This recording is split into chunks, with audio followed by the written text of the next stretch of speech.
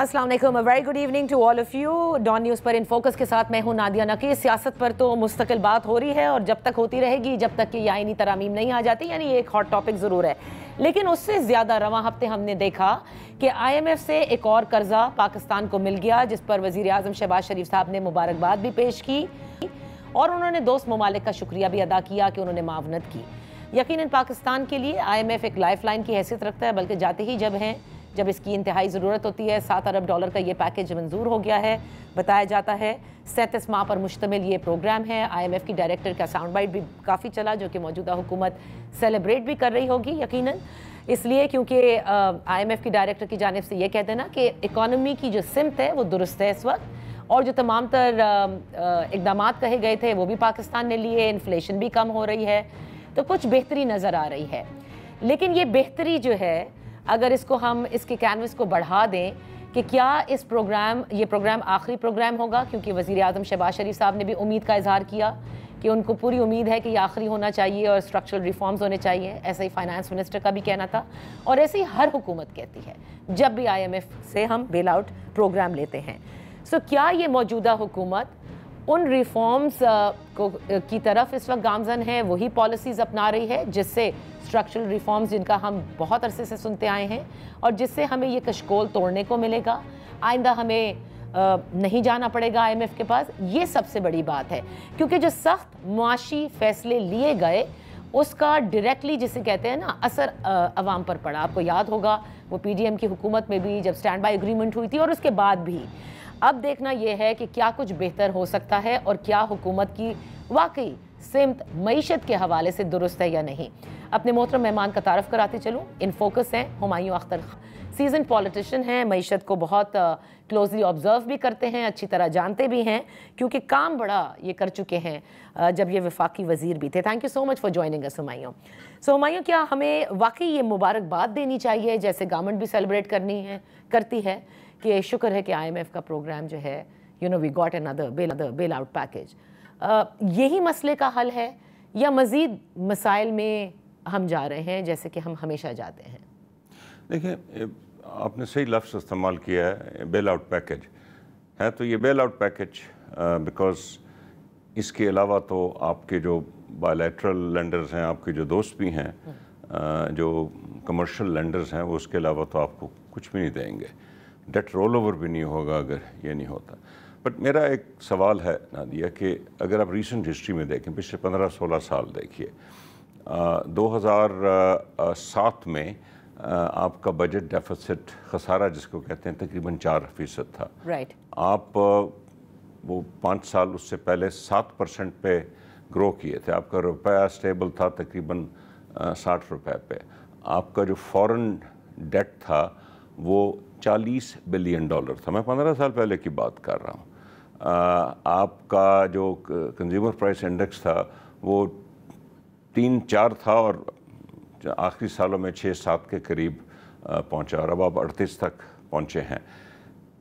इस 4 IMF programme आए हैं, ठीक है, 2008 में, 2013 में, 2019 में, और अब ये चौथा 2024 में। अब इन 4 प्रोग्रामों के बाद मैं आपको मोटे, मैं बहुत ज़्यादा तफसीलात में नहीं जाऊंगा, आपका फिस्कल डेफिसिट 7-8% पे पहुंचा हुआ है।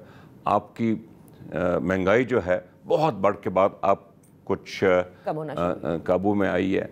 आपका जो मैन्युफैक्चरिंग सेक्टर है वो श्रिंक कर रहा है, आपकी इंडस्ट्री श्रिंक कर रही है, आपकी एक्सपोर्ट्स वर्चुअली स्टैटिक हैं। जो आप गेन लेते हैं वो मैसिव डिस्काउंटिंग पे शो करते हैं। आप में गुर्बत आपके मुल्क में बढ़ रही है, आपके मुल्क में अनएम्प्लॉयमेंट बढ़ रही है। तो मैं ये पूछना चाहता हूँ कि वो कौन से स्ट्रक्चरल रिफॉर्म्स हैं जिसका आप हर प्रोग्राम के साथ हम सुनते हैं कि स्ट्रक्चरल रिफॉर्म्स होंगे, और हर प्रोग्राम के साथ अब सुनते हैं कि आखिरी प्रोग्राम होगा। बिल्कुल, ये स्ट्रक्चरल रिफॉर्म्स डिफाइन किए जाएं। और मैं अखबारों में आजकल आर्टिकल लिख रहा हूँ कि व्हाट आर स्ट्रक्चरल रिफॉर्म्स। अच्छा, देखिए, ये जो आपने फिगर्स बताए मोटे मोटे, और अभी वज़ीर मुमलिकत बराए ख़जाना अली परवेज़ मलिक साहब ने भी कुछ ही रोज़ कबल रवां हफ्ते ये कहा था कि 4 साल में $100 अरब हमें कर्जे वापस करने हैं, जब तक ये IMF का बेल आउट पैकेज भी नहीं हुआ था। I remember very clearly. تو یہ جو فورن ڈیٹ ہے ہمارا جو بڑھتا چلا جا رہا ہے، ظاہر ہم رول اوورز لیتے ہیں، ادا تو کرنا ہے نا ہمیں. اور یہی بات ہے کہ 2007 سے لے کے اب تک ایسی کیا چیز ہے جو اسٹرکچرل ریفارمز 1، نمبر 2 کون سے ایسے ہم نے پروجیکٹس لگا دیے ہیں، کون سی انڈسٹریلائزیشن ہو گئی ہے کہ جس میں ہم کہیں کہ بھائی چلو قرضہ لیا بھی تھا تو بہت کچھ اچھا ہوا. یہ ایک سوال ضرور ہوتا ہے. جو آپ نے بات کہی، میں پہلے آئی ایم ایف کے اعلامیے کی طرف آؤں گی کیونکہ یہ چیز آپ ہمیں صحیح سے ایکسپلین کر سکیں گے کہ انہوں نے ضرور تعریف کی M D I M F نے کہ چلیں درست سمت کے اندر جا رہے ہیں، انفلیشن کم ہو رہی ہے، لیکن ساتھ ہی انہوں نے یہ کہا اس اعلامیے میں کہ مشکل کاروباری ماحول، کمزور حکمرانی اور محدود ٹیکس بیس یہ پاکستان کے لیے بڑے چیلنجز ہیں اس وقت، and of course other challenges. اب جب ہم آئیں مشکل کاروباری ماحول پہ تو مجھے یاد ہے کہ right from I think Musharraf's regime, I've been hearing this since I stepped into journalism, کہ ون ونڈو آپریشن کیا جا رہا ہے، ایز آف ڈوئنگ بزنس کو فروغ دیا جا رہا ہے. ایوری گورنمنٹ ڈز دس، اور اب تو خیر ایس آئی ایف سی بھی بنا دیا گیا اس کے لیے. تو کیا ایس آئی ایف سی بھی اپنے مقاصد اس میں حاصل نہیں کر سکی؟ میں ایس آئی ایف سی پہ آتا ہوں، جو میں ایک اس کا حل بتاؤں گا، اس میں ایس آئی ایف سی کا ڈیفینیٹلی ایک رول ہو سکتا ہے. نادیہ دیکھیے، ہمارے جو قرضے تھے، میں نے ذکر کیا کہ 2007 میں $40 بلین تھا، اس وقت 130 ہے. اور آپ دیکھیں گے کہ اگر ہم نے کوئی اسٹرکچرل ٹرانسفارمیشن نہ کی تو یہ 160 بلین ہو جائے گا. علی پرویز نے بالکل صحیح کہا ہے، یہ اپنے قرضہ واپس کرنا ہے. ایک اسٹیٹسٹک سٹیٹ کرنے سے مسئلہ تو حل نہیں ہو جاتا. ایشو یہ ہے کہ ہم نے وہ ذرائع پیدا کرنے ہیں کہ ہم یہ قرضے واپس کر سکیں، ایز اپوز ٹو کہ ہم قرضے واپس کرنے کے لیے اور قرضہ لیں، جو کہ ہم جس کو کہتے ہیں ڈیٹ اپون ڈیٹ، جو کہ ہم نے پچھلے، آپ کو پتہ ہے کہ میں نے تو بیرونی قرضوں کی بات کی ہے کہ $130 بلین ہو گیا. جو ٹوٹل پاکستان کی ڈیٹ اینڈ لائبلٹیز ہیں وہ 2007 کے بعد 15 گنا بڑھی ہیں، 15 گنا بڑی ہیں وہ.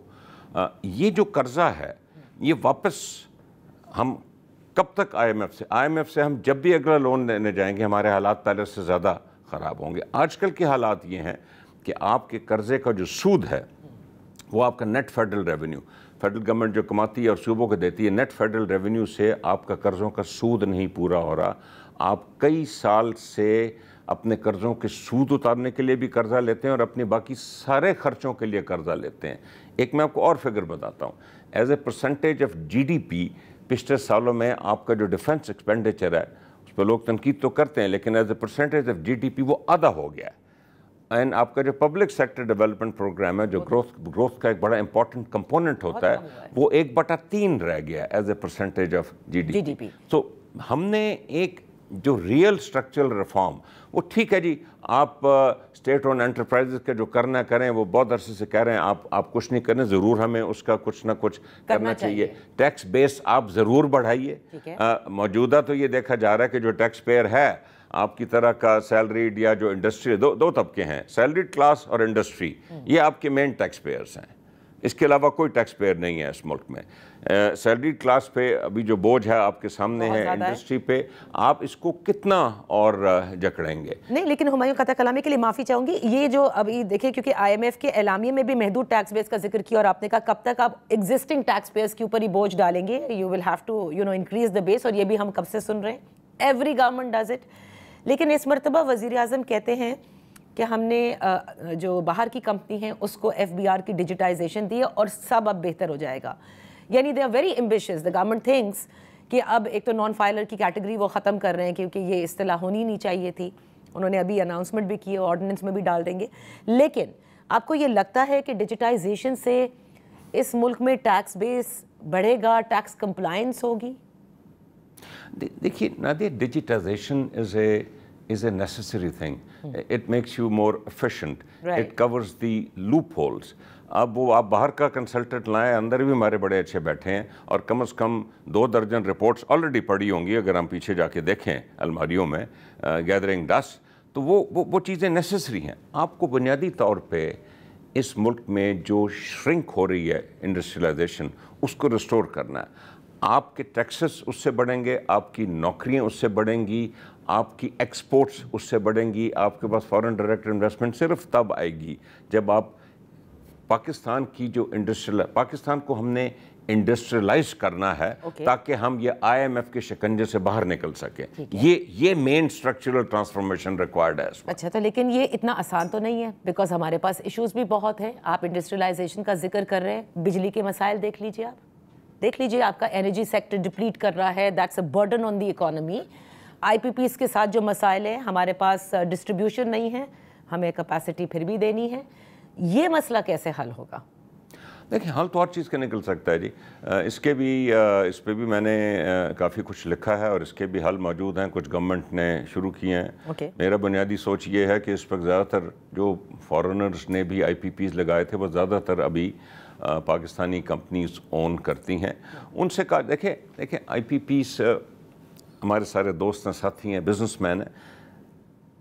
جب کوئی بزنس مین کاروبار لگاتا ہے نا نادیہ, تو اس میں 100% رسک جو ہوتا ہے, اگر پرائیویٹ سیکٹر کا ہے تو وہ اس انویسٹر پہ ہوتا ہے 100% risk.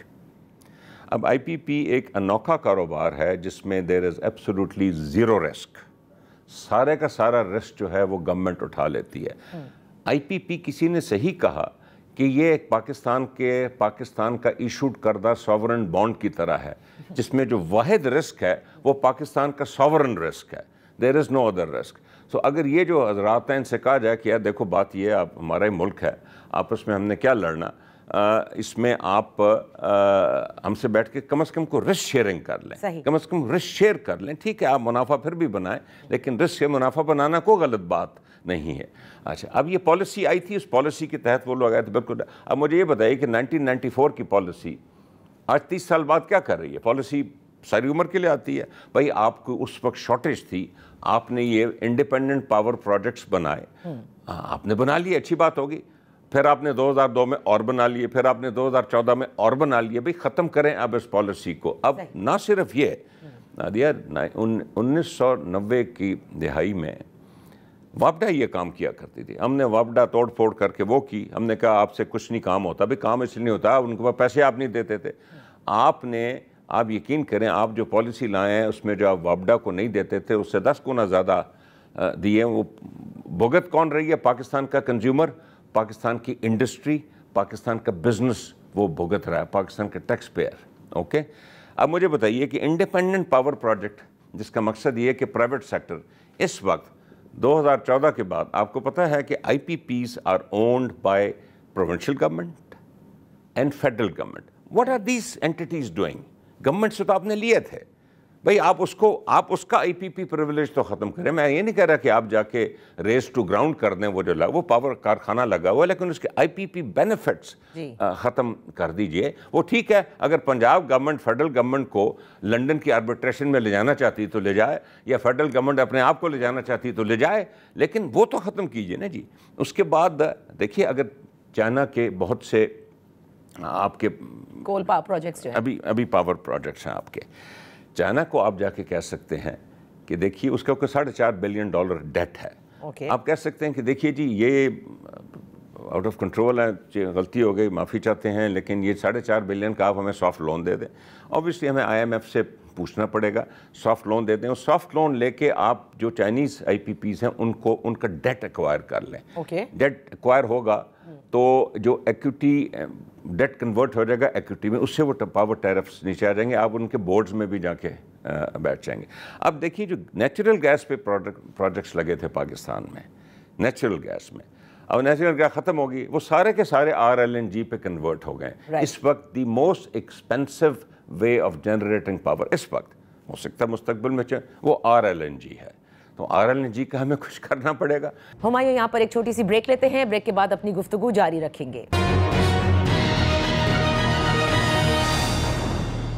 Welcome back. In focus ہیں ہمایوں اختر خان صاحب. بات ہو رہی ہے معیشت کے حوالے سے. آئی پی پی کو لے کر آپ نے دیکھا اتنے احتجاج ہوئے, اینڈ رائٹلی سو. اس وقت جو بجلی کے بل ہیں, مطلب حکومت آئی ایم ایف کی بیل آؤٹ پیکج پہ ضرور خوش ہوگی کہ they've got this extended fund facility, لیکن کیا کڑی شرائط سے گزری یہ عوام اور مزید گزرے گی؟ Is that right? جی عوام دیکھیے، عوام کی تو اس وقت جو ہم میں سے وہ لوگ جن کا ووٹروں سے رابطہ اور تعلق رہتا ہے وہ بہت ہی بے چینی ہے اس میں. نا ان کی گیس کی بل، ان کی بجلی کے بل. رورل ایریا میں کم از کم رورل ایریا میں ہمارا نظام اس طرح کا ہے کہ اس میں فاقے نہیں ہوتے، لیکن جو ہمارے طبقات شہروں میں اور شہروں کی گرد و نواح میں رہتے ہیں ان کا بہت برا حال ہے، کیونکہ ان کی ڈیلی لیبر جو ہے وہ ہے کوئی نہیں، انڈسٹری جو ہے کنسٹرکشن بھی اب منیمل ہے، نہیں ہو رہی، ان کا بہت برا حال ہے. بجلی کے بل جو ہیں وہ اس وقت آپ یقین کریں کہ جو بھی ملازم طبقہ ہے، جو لیبر ہے، وہ بل پکڑے پھر رہا ہوتا ہے. جی آپ جدھر جائیں آپ کے گھر کے نوکر بل پکڑے پھر رہے ہوتے ہیں کہ دیکھیں جی تنخواہ آپ اتنی دیتے ہیں تو بل یہ آ گیا ہے. So it is a precarious situation, but it can change. Look, جو میں انڈسٹریلائزیشن کی بات کر رہا ہوں وہ یہ نہیں ہوگا کہ ایک دن دھماکہ ہوگا اور اگلے دن پاکستان انڈسٹریلائز ہو جائے گا. It is a slow.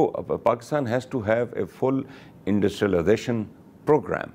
بہت دفعہ پہلے ہوا ہے، لیکن دیکھیں آپ کو ڈیفائن کرنا پڑے گا. آپ لو لیول گڈز بناتے ہیں، ٹیکسٹائل کے، لیدر کے، فلاں کے. اب آپ کہیں جی میں نے اسپیس شٹل بنانی ہے تو نہ آپ کے پاس وہ لیبر ہے نہ وہ نالج ہے. صحیح. تو گریجولی آپ اپ دا لیڈر موو کرتے ہیں. آپ سب سے پہلے تو آپ دیکھیں کہ آپ جو ملک میں بناتے ہیں باہر نہیں بیچتے، وہ کیا چیزیں، چلو ان کو کوالٹی بہتر کریں، کوئی یہ کریں، کوئی انسینٹو دیں. وہ بہت سے ایسے ایریاز ہیں. آپ کی زرعی شعبے کی بہت سے ایسی چیزیں ہیں جو کہ with some standard, with some quality improvement وہ باہر جانی جا سکتی ہیں.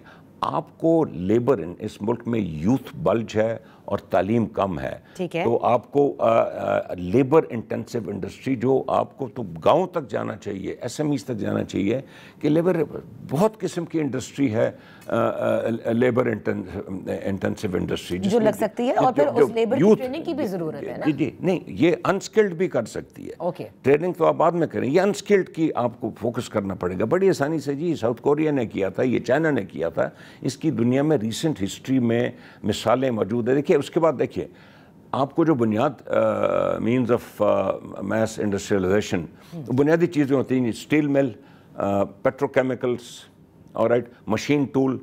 اب H M C, H E C, Pakistan کا shipyard, railway locomotive plant and the Pakistani steel مل.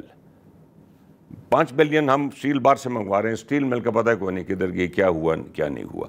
یہ جیسے آپ کو اس کو فارن ایکسچینج ہے، ان چیزوں پہ جائیں. پھر آپ یہ جس کو نیو ایج انڈسٹریز کہتے ہیں اس کی طرف آئیے. پھر آپ move up the value chain. Incentive آپ کا لمیٹڈ ٹائم کے لیے ہونا چاہیے اور گولز ہونے چاہیے. اگر وہ نہ ہوں، گولز کا مطلب ہے اپنی ٹیکنالوجی کیسے امپروو کر رہے ہیں، آپ نے ایکسپورٹس کیسے بڑھا رہے ہیں. اس طریقے سے اوور اے فیو ایئرز آپ انڈسٹریلائزیشن کی آپ کا جو بات ہوتی ہے نا انڈسٹریل جو اسٹرکچرل چینج، ہم آئندہ نہیں جائیں گے.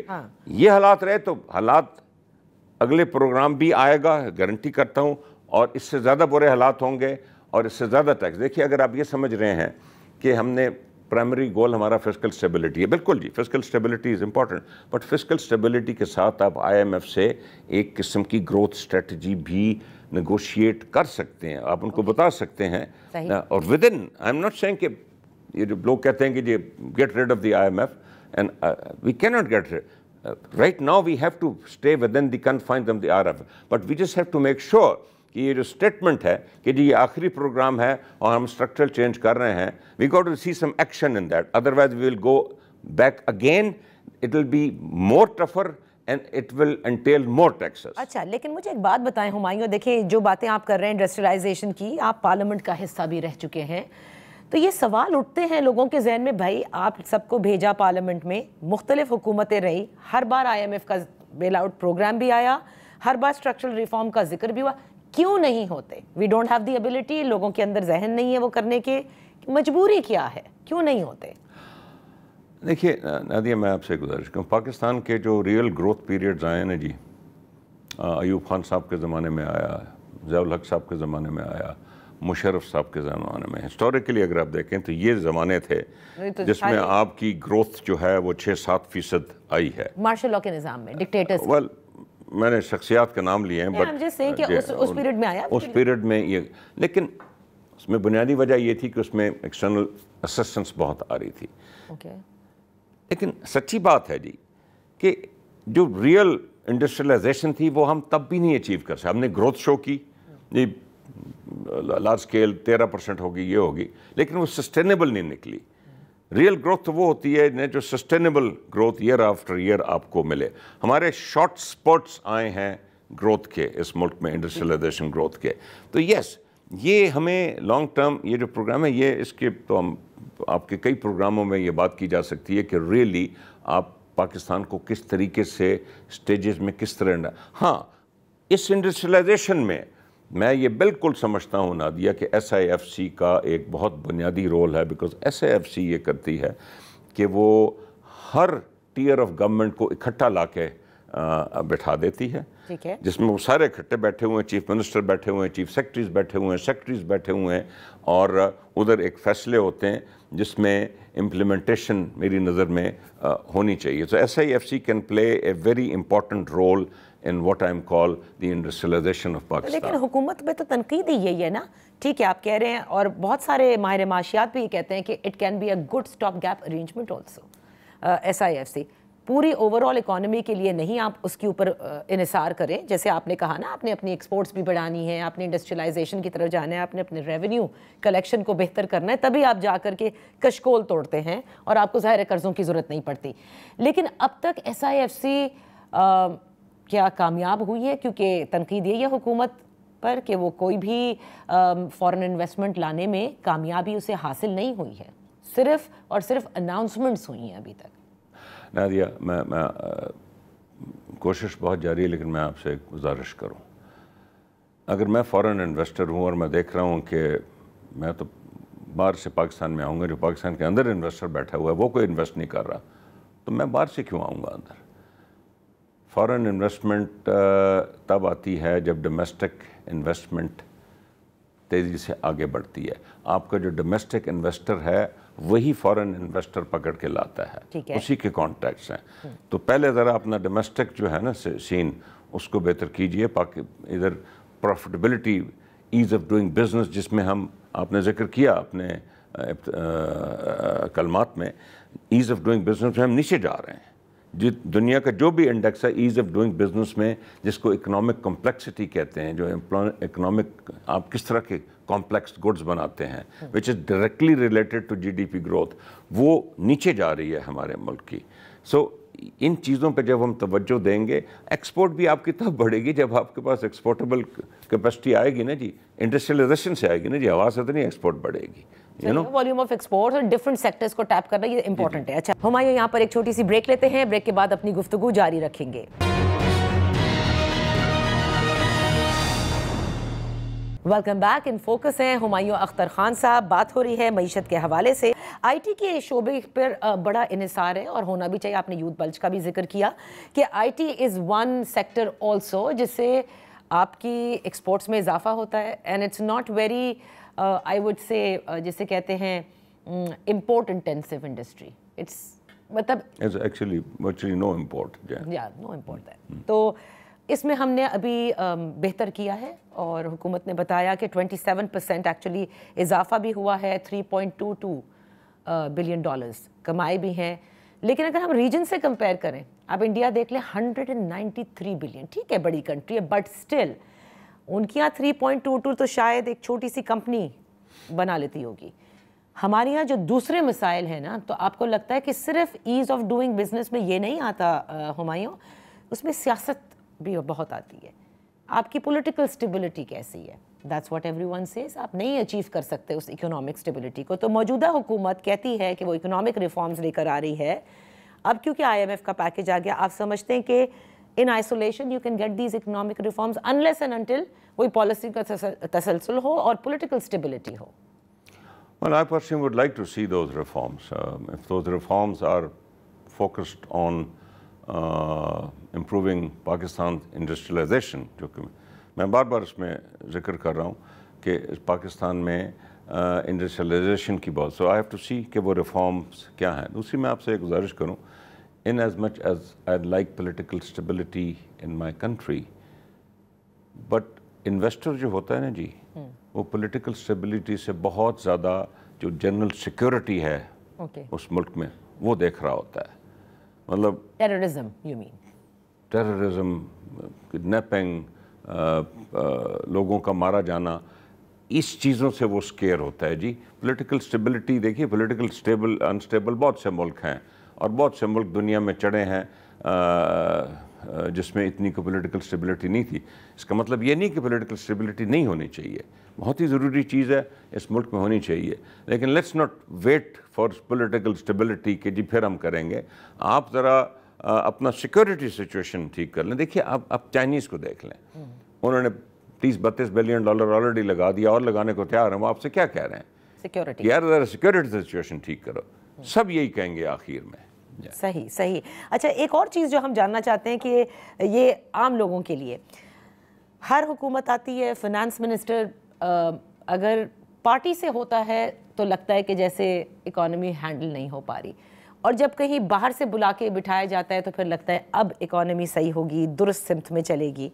ये क्या रेसिपी है इकॉनमी की दुरुस्त सिमत होने की guarantee, getting someone outside like a technocrat? So with all due respect जी, so the so-called technocrats, उसमें से कोई आपका ऐसा नाम याद है जिसने पाकिस्तान की इकॉनमी को 4 चांद लगा दिए हैं? I'm not taking any names. That's my first question. My second question is कि एक आदमी जो कि बहुत कामयाब रहा होगा दुनिया में, बहुत बड़े बड़े इदारों में काम किया होगा, उसको आप ला के इस्लामाबाद बिठा दें। लेकिन मैं भी थोड़ा बहुत पढ़ा लिखा आदमी हूँ। मैं जब 35 साल पहले इस्लामाबाद में आया था और आज का दिन इस सारे सियासी तजर्बे के बाद और मुल्क के अंदर इक़्तिसादी तजर्बे के बाद, मैं अभी भी समझता हूँ कि I have a lot to learn. You have to understand the governing structures and how to operate and how to build consensus. ये उनकी भी गलती नहीं है, उनको ला के आपने बैठा दिया कि जी अब तुम देखिए, पाकिस्तान में जनरली कैपेसिटीज़ का एक बुरहान है और वो सबसे ज़्यादा बुरहान नज़र आता है पॉलिटिकल पार्टीज़ में, capacities to govern. Particularly economy ले लें या फ़र्ज़ करें एनर्जी ले लें, बड़े टेक्निकल फील्ड है, या एक्सप्लोरेशन ले लें, या ये बड़ी टेक्निकल फील्ड है, बड़े बड़े अच्छे लोग हैं, लेकिन पाकिस्तान में कैपेसिटीज़ मौजूद प्राइमरीली पॉलिटिकल पार्टीज़ में नहीं। इसीलिए देखें ना जी, मुझे बताइए कि पॉलिटिकल पार्टीज़ के आप डेसिग्नेटेड जो हैं फाइनेंस मिनिस्टर्स, मुझे ज़रा नाम ले लीजिए। नहीं मौजूद नहीं, ये बड़ी बात कही है। कुछ हैं, कुछ आप हैं, कह रहे हैं कि एबिलिटी नहीं है पॉलिटिकल पार्टीज के अंदर, जिनको कैपेसिटी नहीं है, they don't understand, they are very technical subjects, capacity नहीं है ना। कई बड़े अच्छे लोग हैं जी, अब उनको मौका मिले ना मिले, सियासत है। देखें ना, सियासत में आप कहें कि जी मैं कोई नौकरी कर रहा हूँ, मुझे हाथ को न लगाए, मेरे पर तनकीद को ना करे, वो आप इस बावर्ची खाने में खड़े होंगे तो गर्मी तो होगी, वो आपको सहनी पड़ेगी, सियासी गर्मी। ओके जी, तो आई लाइक कि यानी जब आपसे मईशत पे बात करें, देखिए आइसोलेशन में आप भी बात नहीं कर सकते, उसमें सियासत भी है, उसमें रिमार्क्स भी चल रहे हैं अदलिया वाले। Capacity is a big issue in Pakistan, it's a big issue. और लेकिन इसमें मैं समझता हूँ कि पॉलिटिकल पार्टीज़ को इनकरेज करना चाहिए, जिसको हम पॉलिटिको टेक्नोक्रेट्स कहते हैं, जो टेक्नोक्रेट्स हैं लेकिन उनका कुछ सियासत से भी अमल दखल है, वो पाकिस्तान में काफ़ी अरसे रह भी चुके हैं। वरना लोग तो बहुत काबिल हैं पाकिस्तान में, पाकिस्तान के अंदर, पाकिस्तान के बाहर बड़े काबिल लोग बैठे हुए हैं, यू नो, बट उनको ला के पाकिस्तान का निज़ाम, वो अच्छा निज़ाम है, बुरा निज़ाम है, बहरहाल वो निज़ाम है हमारा और उसी में आपने ऑपरेट करना। अच्छा, आखिर में मैं एक चीज़ जानना चाहूँगी, जो क्योंकि कई मरतबा ये सवाल भी उठते हैं कि अब हर चीज़ हमने देखा कि जब मिलिट्री इस्टेब्लिशमेंट में नहीं कहूँगी, मिलिट्री ने या सिक्योरिटी फोर्सेस ने हाथ में लिए, जिसमें वो स्मगलिंग रोकने का हो, डॉलर के रेट को कम करने का हो, तो चीज़ें बेहतर होती। और SIFC में भी आपने देखा कि उनका की एक रोल है। तो कम से कम आप पुरुमीद है कि अब मईशत या स्ट्रक्चरल रिफॉर्म्स के लिए वो साथ में क्योंकि काम कर रहे हैं, वो एटलीस्ट करा देंगे, क्योंकि कोई भी हुकूमत नहीं कर सकी है ना। पिछले आपने 2007 से जिक्र कर रहे हैं, टिल डेट पॉलिटिकल गवर्नमेंट्स आई हैं, अब वो किसी अंदाज का भी निज़ाम हो, लेकिन आई है ना पॉलिटिकल गवर्नमेंट्स। तो जो सबसे रैपिड डिटेरियोरेशन पाकिस्तान में हुई है वो 208 ऑनवर्ड्स हुई है। आप ये कहते हैं? मैंने आपको फिगर्स प्रोग्राम के शुरू में फिगर्स दिए हैं जी, वो फिगर्स तो سب کے سامنے موجود ہیں، سب سے rapid deterioration. But do you now جو feel, کہ اس because وقت now the army is also taking interest, army chief بھی انٹرسٹ لے رہے ہیں, اپیکس کمیٹیز میں بھی بیٹھتے ہیں, SIFC آپ نے کہا is a very good arrangement also, اگر یہ کام کر جائے کیونکہ اس کا گول جو بھی ہے, تو اب تو پھر ریفارمز آنے چاہیے نا, کیونکہ کئی بار آرمی چیف نے بھی کہا کہ اس کشکول کو ہمیں توڑنا ہوگا. بالکل صحیح ہے, but I'd like to see an agenda, an industrialization program or other reforms for Pakistan. I'd like to see an agenda before we can say that it's good or it's not that good, and whether it should be implemented and improved. And of course, that implementation, as I have said, SIFC is a powerful body to implement. But let's see the agenda. Just saying کہ یہ آخری IMF programme ہے اور structural reforms ہم کریں گے, وہ تو یہ چوتھا پروگرام شروع ہو گیا ہے, اور میں نے آپ کو بتایا کہ اکنامک ڈیٹیریشن کیا ہے, فیکٹس اینڈ فگرز دے کے بتایا ہے. صحیح, بہت بہت شکریہ Humayun Akhtar Khan sahib for being with us on in focus. یہاں پر ہم ایک چھوٹی سی بریک لیتے ہیں. سوال یہی ہے کہ وہ ریفارمز جو کہ موجودہ حکومت بھی کہہ رہی ہے کہ اگر وہ آ گئے تو پھر یہ آخری پروگرام ہوگا, یعنی مزید ایک پروگرام میں نہیں جانا ہوگا, تو یہ دیکھنا ہے کہ یہ اسٹرکچرل ریفارمز جو ہمایوں سمجھتے ہیں کہ انڈسٹریلائزیشن ایک ایسی چیز ہے کہ جس سے بہت ساری چیزیں بہتر بھی ہوں گی, and these are the kind of reforms جو اس وقت پاکستان کی ضرورت ہے. میں تو صرف اتنا کہوں گی کہ میرے لیے تو ٹیسٹ کیس ہوگا وہ FBR, جس کے لیے آپ نے کہا کہ نان فائلر جیسی کوئی اب اصطلاح نہیں ہوگی. آپ واقعی کیا ٹیکس کمپلائنس کروا کر پائیں گے, واقعی اس بیس کو براڈن کر پائیں گے, تو میرے خیال سے اس سے پھر سمجھ میں آنا شروع ہو جائے گا کہ کچھ سمت جو ہے وہ بہتر بھی ہے, اور اس مرتبہ جو ہے وہ یہ نہیں ہوگا کہ آپ کمپرومائز کر لیں politically. So let's take a break, break کے بعد واپس حاضر ہوتے ہیں. Welcome back. خیبر پختونخوا کی کابینہ نے IMF سے جو معاہدہ ہوا ہے اس کا جائزہ تو لیا, اسے خوشائن بھی قرار دیا, لیکن چند تحفظات ہیں جس کے حوالے سے بتایا گیا کہ وفاق سے رجوع کیا جائے گا. اسی پر بات کرتے ہیں. ان فوکس ہیں خیبر پختونخوا کے مشیر خزانہ Muzammil Aslam Sahab. Thank you so much for joining us. Muzammil, ظاہر ہے کہ IMF سے جو ڈیل ہوئی اس کے اوپر آپ لوگوں کی ڈسکشن ہوئی ہے, لیکن تحفظات کا جو ذکر ہے, کس قسم کے تحفظات ہیں جو وفاق سے جس کے لیے آپ سب رجوع کرنا چاہتے ہیں؟ دیکھیں, اس کے دو لیگز ہیں. ایک لیگ یہ تھا کہ جب حکومت پاکستان IMF سے سٹاف لیول ایگریمنٹ کرنے گئی تھی, تو IMF نے حکومت پاکستان کو کہا تھا کہ آپ صوبوں کو کہیں کہ 3 چیزیں کرنی ہیں. ایک یہ کہ ان کا جو ہے صوبوں کا سرپلس آنا چاہیے, اور سرپلس کا جو خیبر پختونخوا کا جو ٹارگٹ دیا گیا تھا 178 بلین کا دیا گیا تھا. اور دوسرا اس میں یہ کہا گیا تھا کہ ایگریکلچر انکم ٹیکس جو ہے, جیسے میں اور آپ نارمل ٹیکس رجیم میں ہیں, صوبے اس طرح کا ایگریکلچر ٹیکس کا نظام جو ہے ایڈاپٹ کریں گے آنے والے مہینوں میں, اور جنوری سے اس میں باقاعدہ کلیکشن شروع کریں گے. تو وہ تمام صوبوں نے اس وقت ڈسکس کر کے پھر جو ہے وفاق کو اس میں جو ہے کنسنٹ دی, اور اس کی بیسس پہ جو ہے سٹاف لیول ایگریمنٹ ہوا. تو وہ ایک بہت بڑا اس وقت جسے کہتے ہیں کہ پری کنڈیشن تھی, یہ conditionality to get the IMF programme تھا. لیکن آپ نے دیکھا ہوگا کہ ابھی جب یہ پرسوں بورڈ کی میٹنگ ہوئی تو شہباز شریف صاحب نے دنیا جہاں کے لوگوں کو جو ہے مبارکباد دی, کریڈٹ دیا, 3 وزیر اعلیٰ کو بھی دیا. تو اس میں انہوں نے جو ہے, ٹھیک ہے PTI سے ان کو بری لگتی ہوگی یا نفرت ہوگی یا جو بھی ہے, چلے PTI سے کریں, لیکن آپ خیبر پختونخوا کو اس طریقے سے جب آپ ڈیلیٹ کریں گے چیزوں سے تو بہت بری بات ہے. تو یہ ایک لیڈر, دیکھیں آپ نون لیگ آپ بنے, آپ نون لیگ کے صدر بھی ہیں, لیکن جب آپ یہ چیزیں ڈیل کر رہے ہوتے ہیں تو آپ وزیر اعظم پاکستان ہوتے ہیں. ہم نے بھی PTI اپنی جگہ ہے, ہم بھی اپنے آفس کو ایز اے ایزیوم یہ کرتے ہیں کہ وزیر اعلیٰ KP ہے, یا میں بولتا ہوں کہ میں جو ہوں ایڈوائزر KP ہوں. بات جو ہے ہمارا آفس کی ایک چیز آفس کی ہے. تو ایک بڑی خیر انہوں نے, میں تو یہی کچھ لوگوں نے کہا کہ اسمال مین بگ آفس, تو کچھ بھی آپ کر لیں, وہ ہمارا پارٹ 1 تھا. پارٹ 2 جو ہے اب یہ ہے کہ الحمدللہ, جس میں آپ نے دیکھ بھی لیا ہوگا ہماری پریس سٹیٹمنٹ میں, کہ ہم نے کہا کہ خوش آئند پروگرام چلے ہو گیا پاکستان کے لیے, اچھی بات ہے. جی بالکل. اب پروگرام سٹارٹ ہو گیا تو اس کے سٹرکچرل بینچ مارکس ہوتے ہیں, یعنی کہ آپ کو ہدف حاصل کرنے ہوتے ہیں ریفارمز کے نا. صحیح. اب ایک حکومت پاکستان کو پاس ایک سٹرکچرل ریفارم کی ایک بہت بڑی لسٹ ہے, जो सूबों से रिलेटेड है। राइट, और हर सूबे में उससे मैं I was coming to that Muzammil, क्योंकि जो चीजें जो सबसे इंपॉर्टेंट है वो एनएफसी का रिव्यू है, उस फॉर्मूले का रिव्यू है, जिसके हवाले से नहीं वो गलत है। That is a false news. This has there is no such news communicated to us, और वो नहीं है। मीडिया उसको गलत रिपोर्ट कर रहा है। As far as I know, अगर वो हमारे तक अभी तक तो नहीं आई, बाद में आए तो मुझे नहीं पता, बट वो अगर ऐसा होता तो वो आ चुकी होती, क्योंकि वो नहीं है। जो चीजें हमसे कहा जा रहा है वो ये कहा जा रहा है कि Benazir income support program federal government की जगह आप सूबाई हुकूमतें उसमें साथ कंट्रीब्यूट करें। जो फेडरल गवर्नमेंट सूबों के तरक्याती प्रोग्राम करती है, वैसे केपी की तो करती नहीं है खास, वो तो सिंध और पंजाब ही उनकी गुड बुक्स में हमेशा से रहे।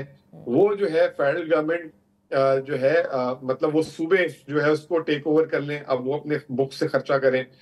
फिर इसके अलावा एक और चीज ये है कि जो गंदम की सपोर्ट प्राइस या कोई भी कमोडिटी की सपोर्ट प्राइसेस हैं, वो जो है अब ना प्रोक्योरमेंट होगी ना उसको दिया जाएगा।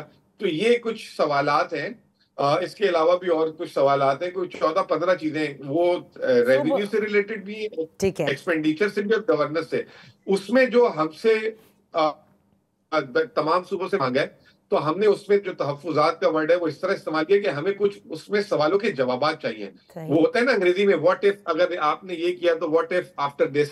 तो वो एक, और obviously it is a big call, तो वो हमने भेजा है। अच्छा, और अब जो ये आपने बात कही है ना कि जो प्री रिक्विजिट था उसमें सूबों का एग्रीकल्चर इनकम टैक्स या इसका नफाज और जनवरी से कलेक्शन करना, ये एक बहुत बड़ा स्टेप आई वुड से है। लेकिन अब जो बात आती है इजनास के हवाले से, जो अभी आपने कहा मुजम्मिल, जो सपोर्ट प्राइसेस गवर्नमेंट खुद डिसाइड करती है, जहाँ तक हमारी इंफॉर्मेशन है कि IMF ने इससे मना किया है कि इसमें आप लोग ना पढ़ें। तो do you think that's the right way to go ahead, और क्या इससे किसान एंड ज़राअत इस दोनों पे कोई किसी किस्म का कोई असर पड़ेगा? देखिए, हर एक की अपने अपने डायनेमिक्स हैं। पंजाब के अपने, सिंध के अपने हैं, ठीक है ना। पंजाब में किसान इफेक्टी है इसका, ठीक है ना। सिंध में भी आप कह लें, पंजाब सिंध में भी किसान इफेक्टी होगा। लेकिन Khyber Pakhtunkhwa is a food deficient province.